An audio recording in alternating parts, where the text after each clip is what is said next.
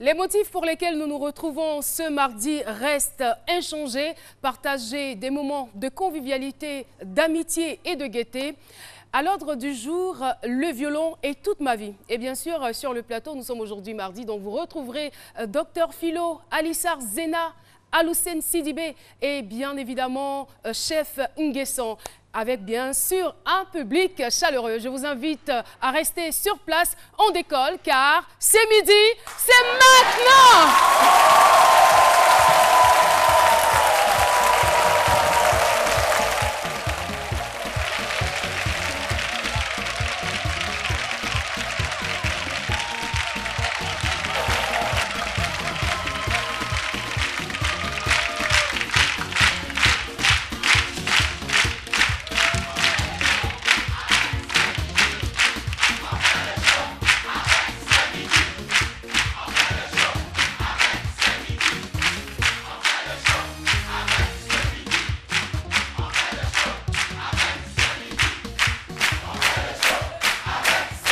Plus chaud, plus chaud. Plus fort.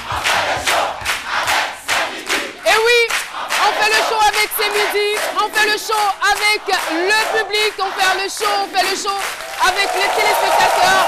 Et bien évidemment, nous sommes très heureux de vous retrouver en ce jour. Merci beaucoup d'être venus aussi nombreux participer à cette émission. Eh bien, on va maintenant savoir le contenu des différentes chroniques. On va démarrer avec Aloussène. À quoi avons-nous droit dans les inventions aujourd'hui? Aujourd'hui, je vous ai dégoté une idée de cadeau vraiment originale qui vous fera aimer vraiment la magie de Noël. C'est pour tout à l'heure. Noël, Noël, tu es dans le cœur, tu es dans le Noël, Noël. Ouais. Trop de talent dans mon corps. Talent de chanteuse. N'est-ce pas, Aloussène? Alors, Alissar Zena, pour tous ceux qui sont fanas, férus, amoureux, donc des affairages, il faudra bien sûr s'adresser à Alissar. Alissar, les téléspectateurs sont à toi. Aujourd'hui, on va parler de naissance. On va parler de bisous. On va parler de quoi? Naissance. C'est mon accent portugais. Il te fatigue, hein, ton accent. Mon accent portugais me fatigue. On va parler de naissance. On va parler de Photoshop aussi. Donc, ne bougez pas, restez scotchés parce que ça va chauffer. Et moi, je cherche Philo. Docteur Philo, oui. Dis-moi, qu'est-ce que tu fais dans la cuisine? Non, mais c'est pour encourager Chef Nguesson. Voilà, parce mais Chef Nguesson, apparemment, il est stoïque, hein, il ne bouge pas. Non, il faut l'encourager. Chef Nguesson, tu ne peux pas... Qu'est-ce qu'il doit faire? Comment ça, découper les oignons là? Il est... Voilà. Non, mais c'est... Mais attends, dis-moi, il était censé faire quoi? C'est-à-dire danser ou... Non, danser, faire la cuisine, l'encourager un peu. Mais lui aussi, c'est pas... C'est quoi, hein? Le nom de ton plat d'aujourd'hui là, c'est quoi? Hein? C'est du lapin aux champignons. Voilà, donc un lapin,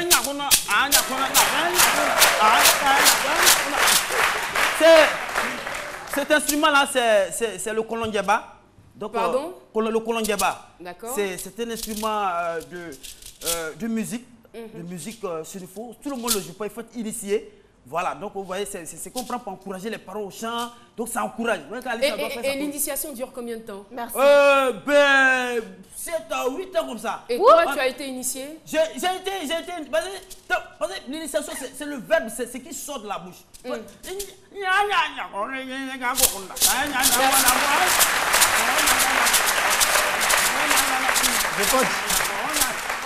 remercie.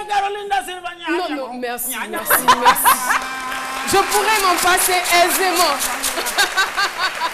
On remercie surtout les personnes qui t'ont initié. Ouais. Et avec votre permission, chers téléspectateurs, je vais me diriger tout droit vers la cuisine de Chef Nguesson pour savoir ce qu'il y a au menu. A tout de suite.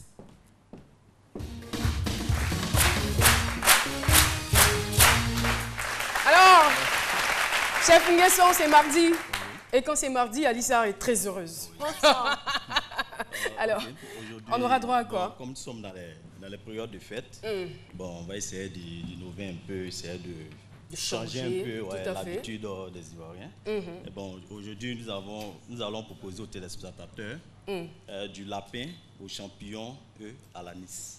Lapin aux champignons et à l'anis. D'accord.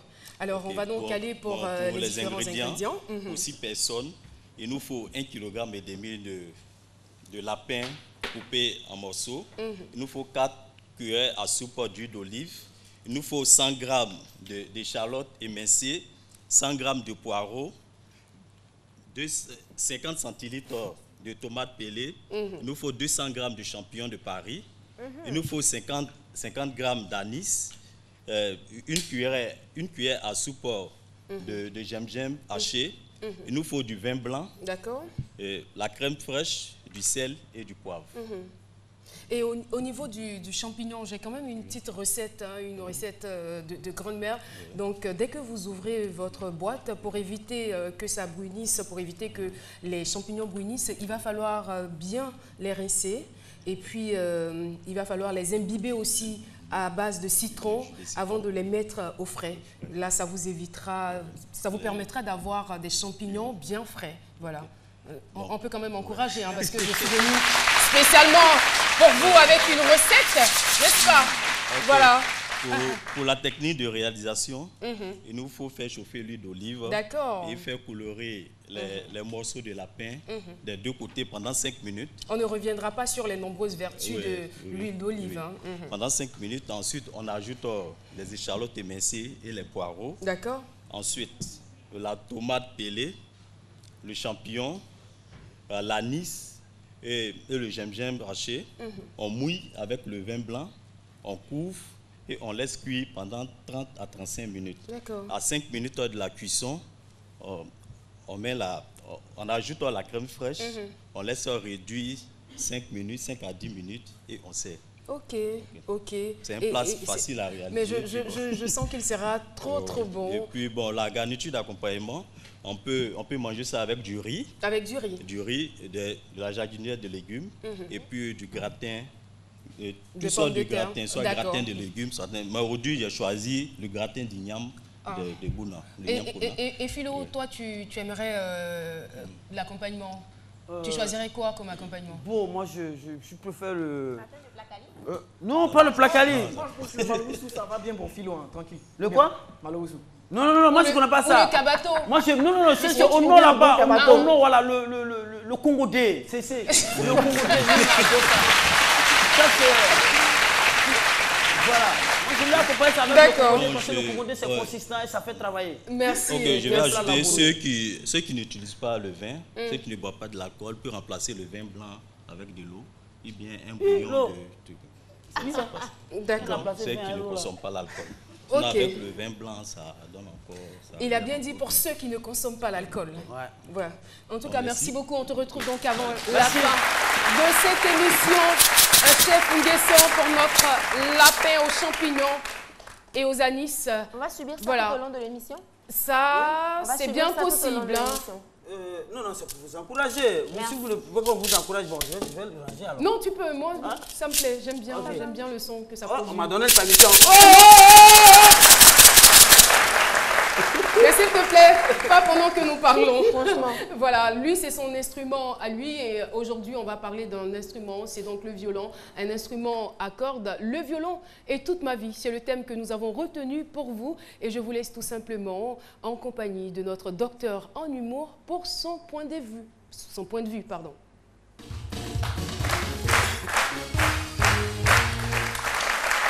Oui, Philo.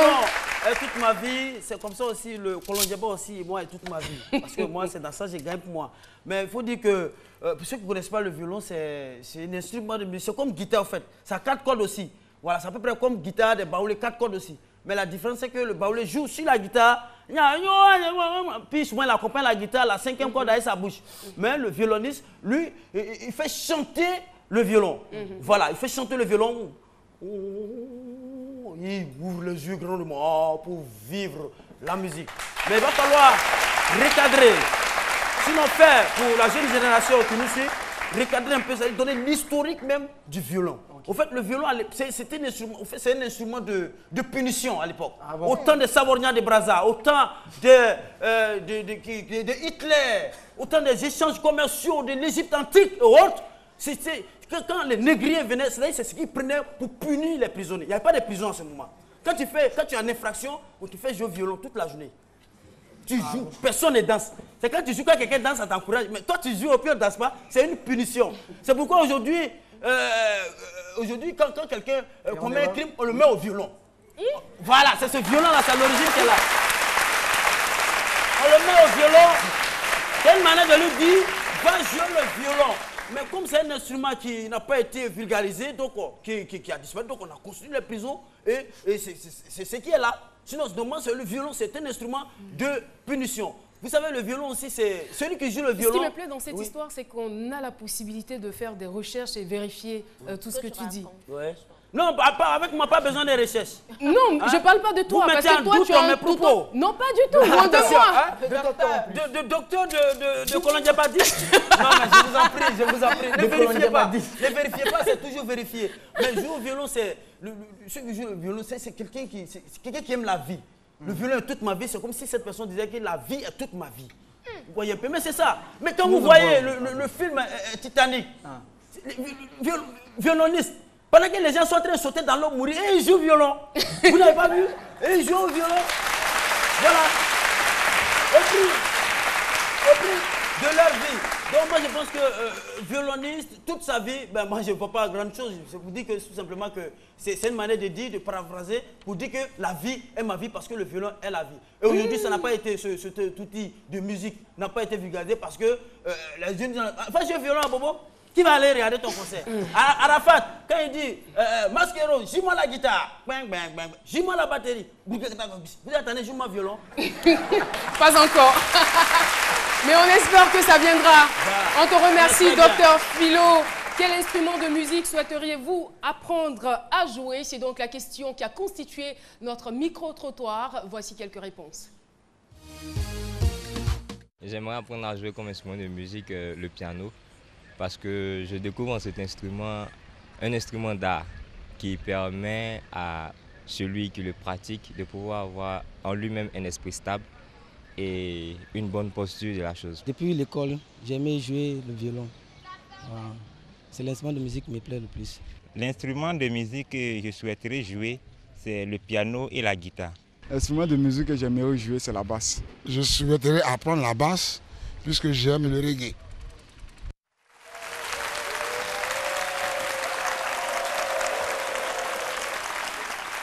Et voilà, nous sommes donc de retour sur le plateau et notre invité est musicien, président fondateur de la MAM, Maison des musiques d'Afrique et du monde. Il vit à Paris et un tiers du temps à Abidjan. Je souhaiterais qu'on applaudisse très fort M. Jean-Philippe Odoli, qui est notre invité témoin.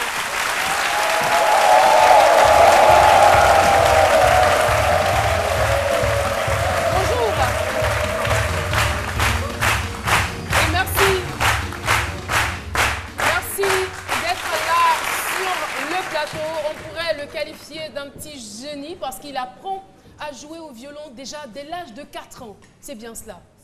Oui, absolument. À 4 ans, mon papa était déjà violoniste. Mon arrière-grand-père était violoniste. Je suis la 4e génération d'une famille de musiciens. Et donc déjà habitué à savoir ce que c'est... Ah, je me vois là. À savoir ce que c'est que voir un violon entre les mains. Ce qui était intéressant, c'est qu'à la maison... Vous étiez si innocent. Oui, je suis encore un peu moins.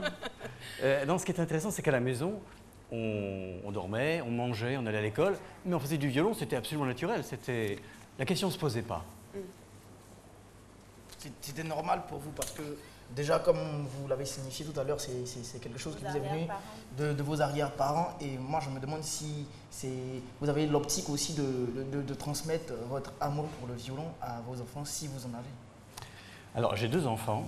Alors, la question, c'est de savoir, est-ce qu'entre l'inné et l'acquis, l'inné, c'est vrai qu'il y a quelque chose. Mes enfants sont sensibles, aiment la musique, n'en pratiquent pas, parce qu'ils ne voudraient pas se mesurer à leur père. Mais par contre, ils font de la danse, ils font énormément de choses qui sont de l'ordre, je dirais, des arts. Culturel, oui. Oui, culturel. Et donc, ils ne sont pas tous violonistes. Bon, ils ne veulent pas être violonistes. Non, ils ne veulent pas être violonistes. Vous, ça vous chagrine pas ça vous chagrine pas un peu de savoir mais justement, vous, est-ce que vous avez véritablement eu le choix?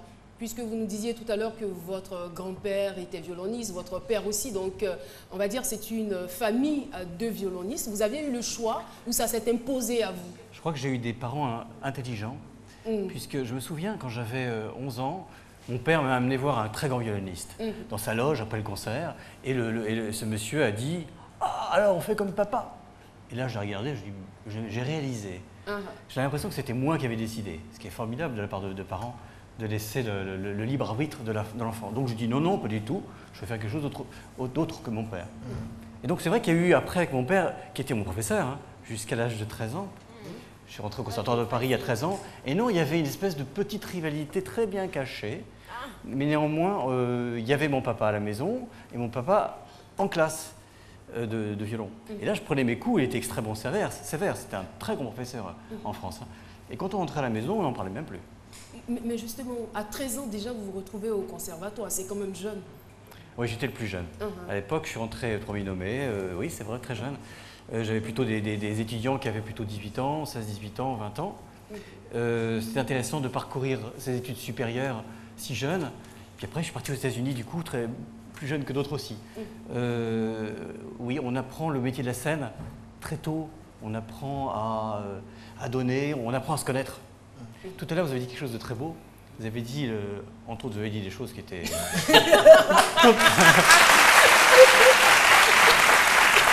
Il cherche dans ce que tu as dit.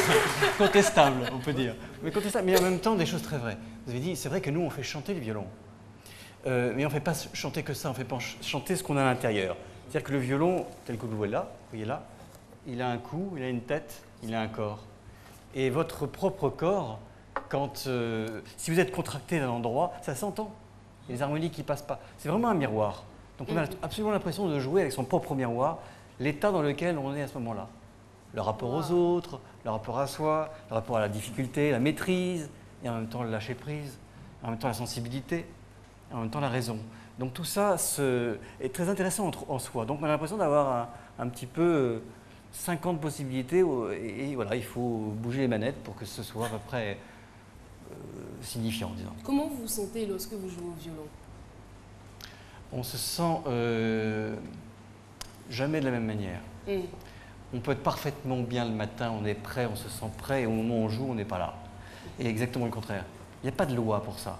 Mais quand on se sent tout à fait libre sur le violon, c'est des grands moments d'humanité. Enfin on a l'impression d'être complètement, dans l'humanité. On se sent incroyable. Je pense qu'il y a une adrénaline fantastique qui se produit. C'est pas toujours le cas. Revenir un peu sur la base même de ce que vous faites là. Vous avez dit que vos parents, tout le monde est violoniste ou autre. Je vais savoir, est-ce qu'il y a une explication à cela? Est-ce que vous pouvez expliquer cette violation-là? Tout le monde soit violoniste ou autre. Est-ce que vous pouvez l'expliquer?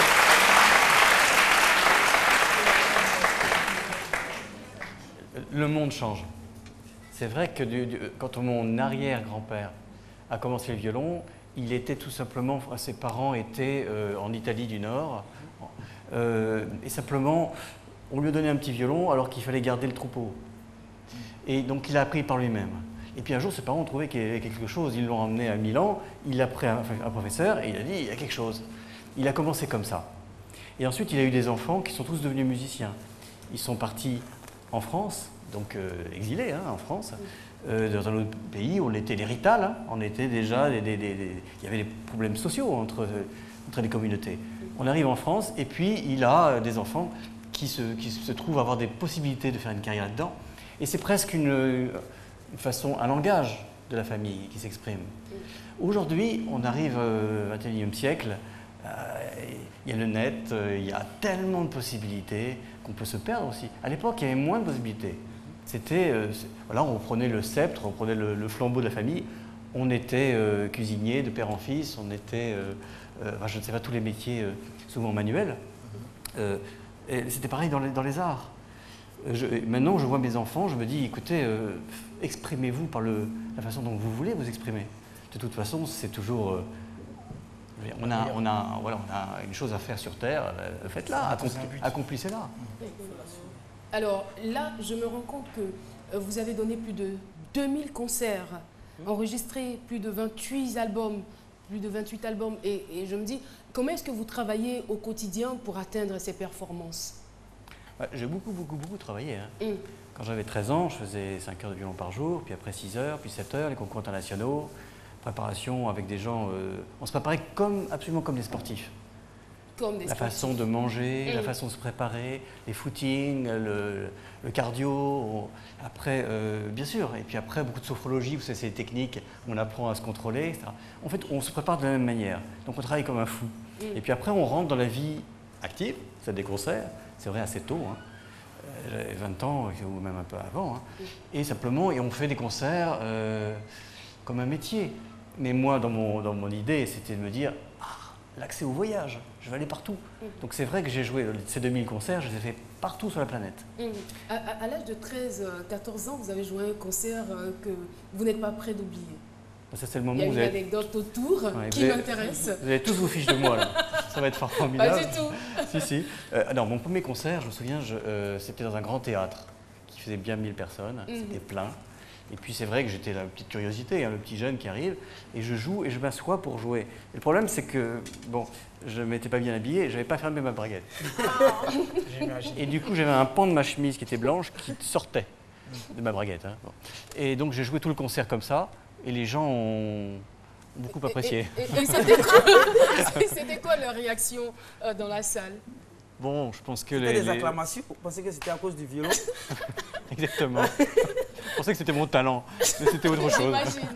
J'imagine. Il se disait, pour un coup d'essai, c'est un véritable coup de maître, je suppose. Bon, écoutez, oui.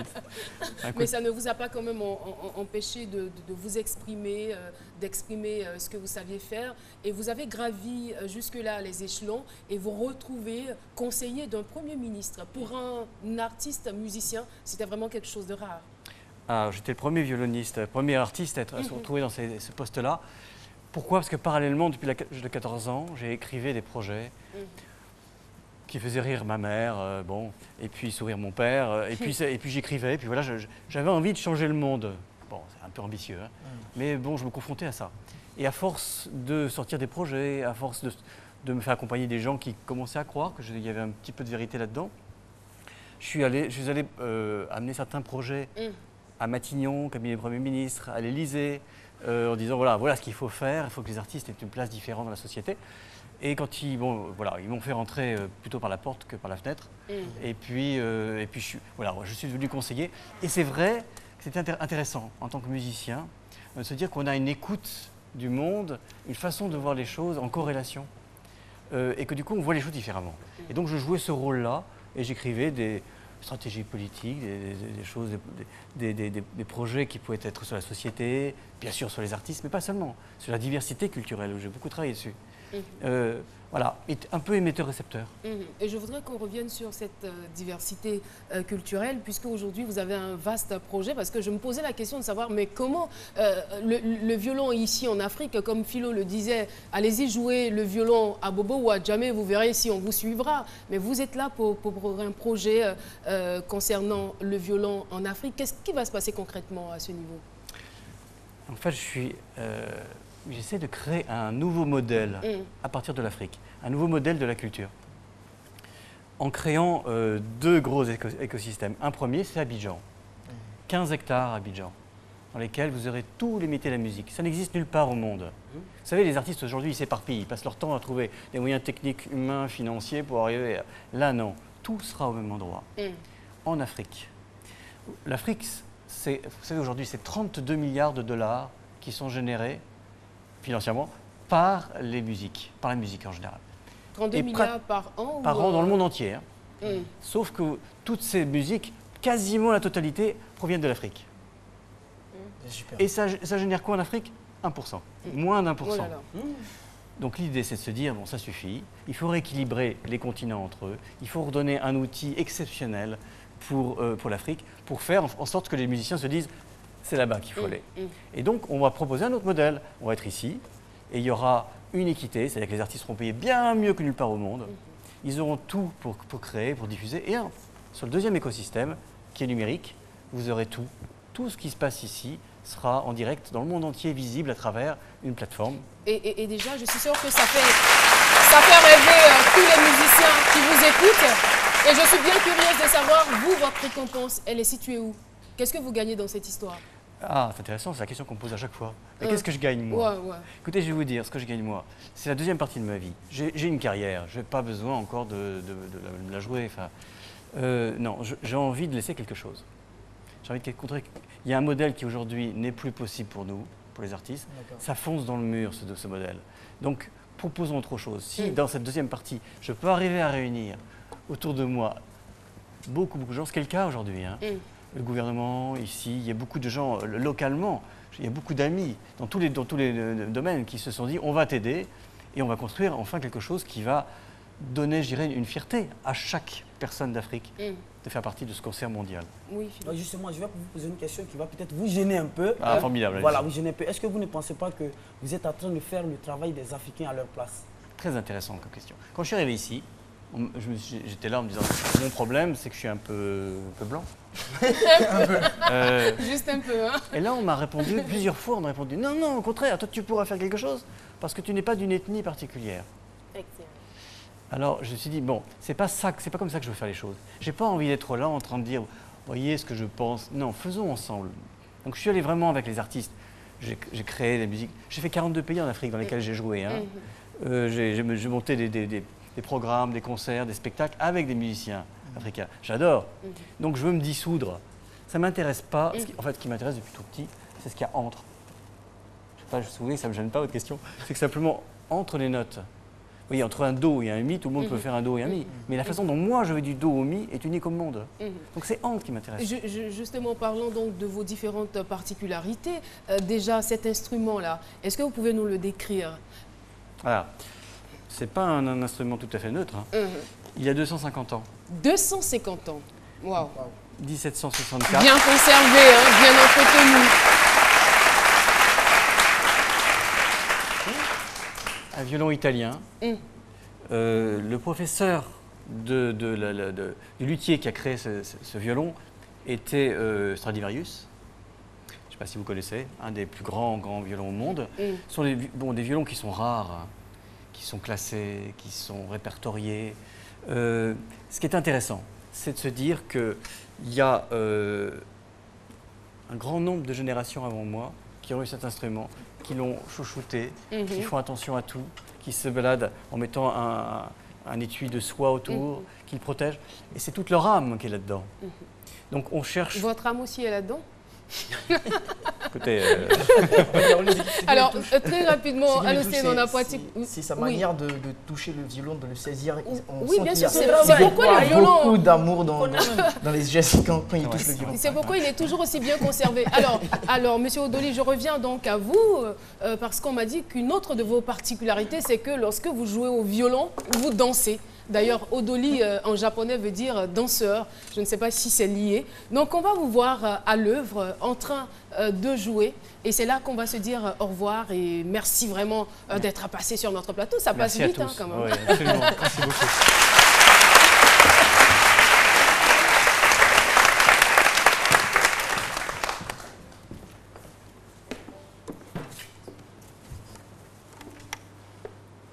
Silence dans la salle.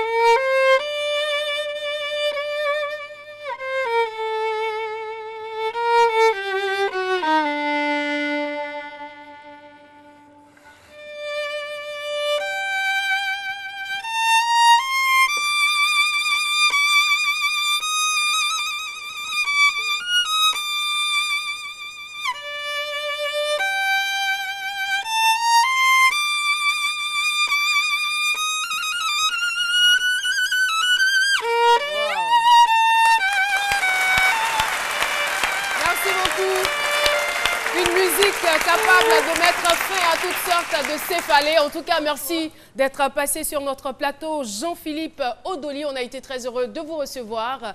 Bonne chance pour votre projet et merci surtout d'être venu partager votre expérience avec nous. On vous raccompagne avec la pub. C'est Midi Revient.